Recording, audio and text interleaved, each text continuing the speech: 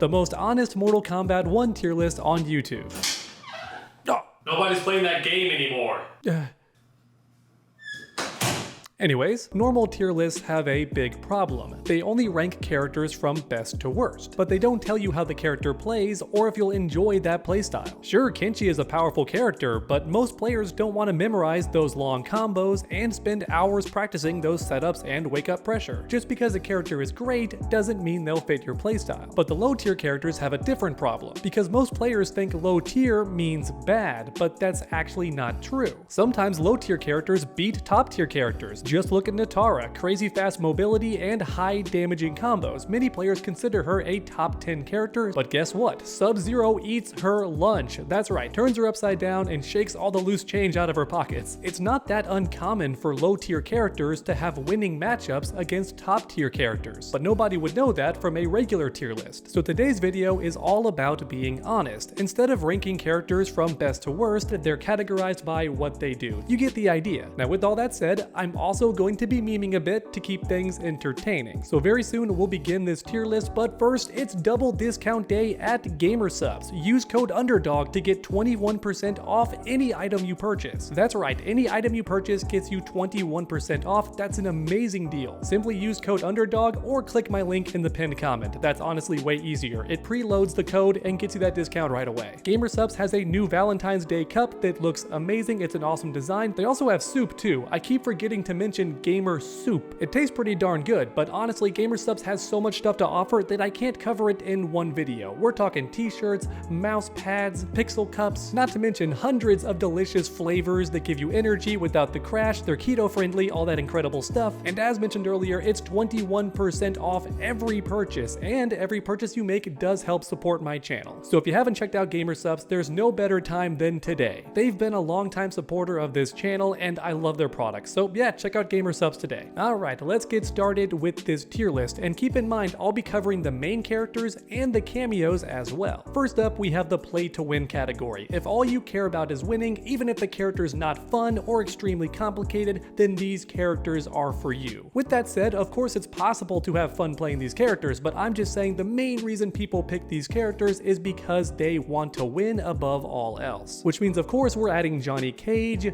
Kenshi, and Sindel, and Homelander, and of course Havoc. He got nerfed recently, but let's be real, he's still a fantastic character, a top 3 character many would argue. Even though this tier list is not ordered from best to worst, I would argue these are the top 5 best characters in the game, give or take. For some matchups other characters might be better, but for the most part if you want to win in Mortal Kombat 1, you pick these characters. So next up, let's talk about the combo characters, right? Winning with 2 combos. If you're a player like me who loves flexing their crazy combos, doing crazy high damage, and winning with just a couple of correct guesses, then these characters are for you. If your opponent makes 1 or 2 mistakes, you just win the match. Well, the round. You win the round. In 4 combos, you win the match. So for this row, we have Natara, we've got Conan the Barbarian, there he is all the way down there, we've got Scorpion, and of course Melina. Lee May has gotten crazy good recently too. Players have discovered new combos with her that do easy 45% for just 1 bar. And then of course we got Noob Saibot. This man is the master of combos. He could also go in the never lets you play category, but I'm gonna keep him in the combo category for now. If you're somebody who loves combos above all else, you want a character to show off with and flex your skill at the game, these are those characters. And for me personally, these are the characters I gravitate to in a fighting game. I love long and flashy combos. But next up we have the never lets you play category, and I'm referring to the opponent here. When you pick these characters, your opponent just doesn't get to play. Or in other words, if you have terrible defense and hate having to block mix-ups, then pick these characters, because once you touch the opponent, you just keep pressuring them until they die. So for example, Cyrax. This character will catch you with the net, then throw 2 bombs on screen, and when you wake up, it turns into a guessing game. If you guess wrong, full combo into the net and the whole situation starts over again. But even if you guess right, Cyrax is safe most of the time. And most likely you won't guess right, because that's how this his character plays. Another great example is Ermac. This man will whiff punish you with his crazy range attacks that don't have hurt boxes themselves, so he can hit you, but you can't hit him. And after Ermac touches you, you're gonna eat a high damage combo, and he's gonna keep pressuring you on wake up because his dash cancel is instant. Not many characters have that, Ermac does. In fact, many top players consider Ermac the most aggressive character in the game, but then on top of that, he's got crazy good range, good damage combos, and a lot of pressure. You get the idea, right? Same thing with Quan Chi and his portals. They keep giving him armor, and they steal your meter, which means you don't get combo breakers, so you're just stuck in an endless pressure loop. Then you have Ghostface, who up close is an amazing grappler. I would argue he's tied for best grappler in the game, and then if you run away, he's got crazy options there too, like a full screen command grab. And if that all wasn't bad enough, every combo he does ends with you re-standed, so you don't even get wake up options. You're just forced into another mix-up scenario, and he's a grappler. So once again, you're guessing and don't get to play. Katana's going here too, but she's a little different, mainly because up close with certain cameos, she can steal her turn back, but then at a distance, she has more projectiles than anybody and the best counter zoning in the game. Next up, we have Liu Kang, who honestly is very similar to Katana. Up close, crazy good damage. He combos off his throw super easy, just like Katana. And if you try to run away, he's got fantastic counter zoning, and in fact, he can zone too, just like Katana. So yeah, at all distances, you just don't get to play. But then finally, at the very end of this row, we have Reiko, and that's because he has to get in. But once he does get close, it's constant command grabs into restands into more command grabs. Not to mention, he's plus on everything and safe on a bunch of other attacks. His sweep is plus,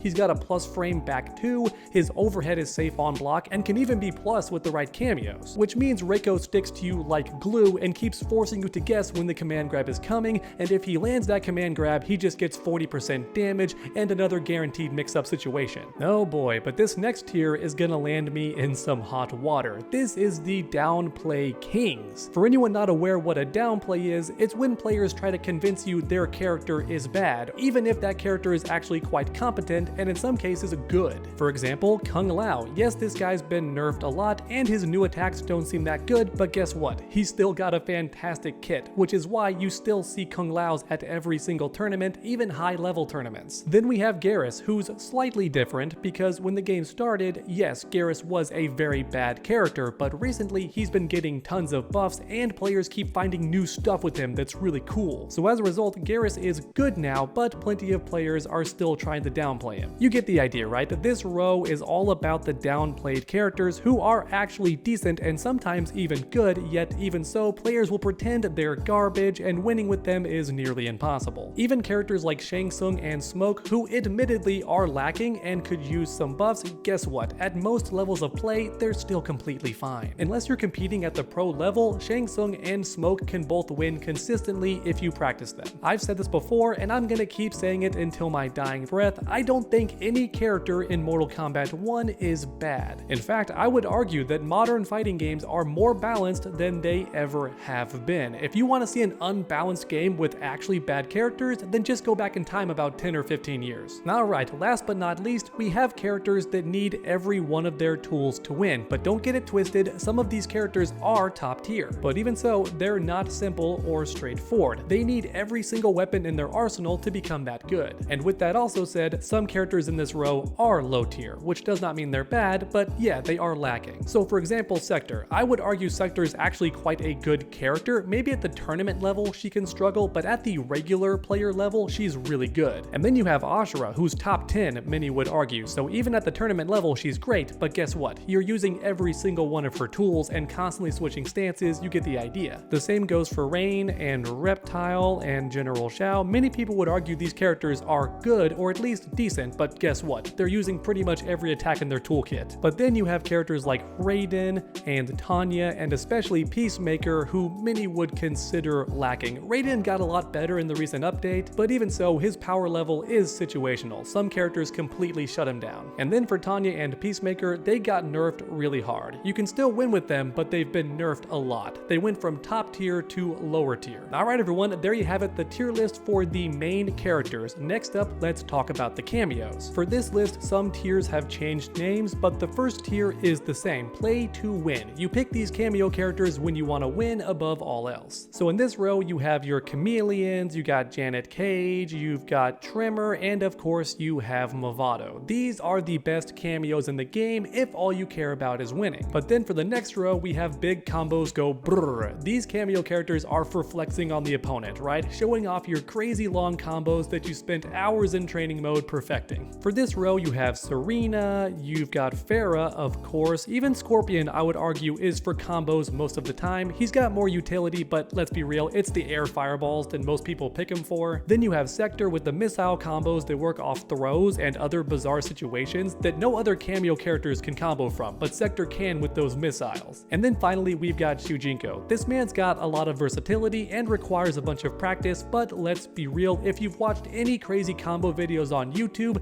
they're done with Shujinko. But next up, we have the safe on everything tier. These cameo characters ensure that you never get punished even for the dumbest mistakes. In other words, the most hated cameo characters in the game, because I think that's the #1 complaint online right now, is players will do terrible decisions and just be safe anyway, because that's how these cameo characters roll. For this row, you've got your Goros with his raise the roof punch, you've got Kano with his knives and even his Kano ball, you've got Striker with his grenades, and then you have Sonya with her ring blast that makes everything safe, and sometimes plus if timed correctly. Not to mention her leg grab, which is plus on block and also an overhead mix-up, so the best of both worlds there. Next up, we have the get mixed tier. These cameo characters are for the mix-ups, sometimes pressure too, but mostly the mix-ups. So for example, Kung Lao. People love using this guy for his low hat mix-up pressure game. And for the record, Tremor could go down here too because he's great for mix-ups with Sindel, but mainly it's been Kung Lao who's the low mix-up monster. But with that also said, most people pick Frost for her low mix-up as well, and now she has the Ice Wall, which keeps the enemy close to you and forces more mix-ups. And finally, there's the Ice Orb that, if you guess correctly on your mix-up, will freeze the opponent for a full combo. So yeah, Frost has become the mix-up queen. But then we have Jax with the ground pound. It's absolute insanity. With the right character, this ground pound is near unavoidable and forces so many dumb situations on the opponent. It's a crazy mix. And then last but not least, we have Darius. This man has a literal wake-up cameo summon. He runs up right behind you and can do an overhead or a low, both of which can lead to a full combo in the right situation. So yeah, every combo that knocks you down, Darius runs in behind you and forces a mix-up, which leads us to the final tier. I want everything. These cameo characters are a jack of all trades. That does not make them good or even top tier cameos, so just keep that in mind. However, they do have an amazing toolkit. So for example, Sub-Zero. This man makes you immune to all projectiles, but also he's got a safe on block move as well. But also he's got a parry, but also he can turn you into a projectile, but also, yeah, you get the idea. Next to him, we have Motaro with the projectiles, the safe on block tail, and the teleport mix-up, and for combos too. Once again, you get the idea. Motaro has a bit of everything. And finally, we have Cyrax, who I would argue should be at the front of this because the man's got a safe on block spin,